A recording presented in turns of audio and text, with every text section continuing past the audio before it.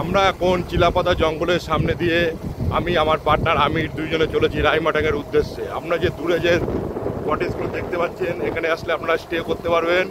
এখন আমরা জঙ্গলের পাশ দিয়ে যাবো, জানি না দেখতে পাবো কিনা কিছু জন্তু জানোয়ার। আমির গাড়ি চালাচ্ছে, আমি পাশে বসে বসে ভিডিও করছি। চলুন দেখা যাক চিলাপাতা জঙ্গল সাফারিতে ক্যাম্পের ভেতর দিকে কিছু দেখা যায় কিনা।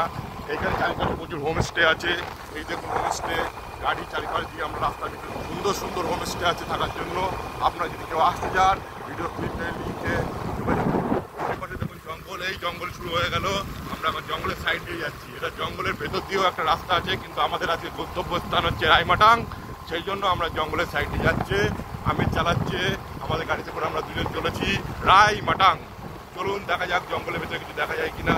যদি কপাল ভালো থাকে আপনাদের কোনো জন্তু জানোয়ার দেখাবো, কিন্তু আমার মনে হচ্ছে না এখানে কিছু দেখতে পাবো। তবে হ্যাঁ, আপনারা যদি এখন রাত্রেবেলার দিকে আসেন তাহলে কিছু দেখতে পেলেও পেতে পারেন।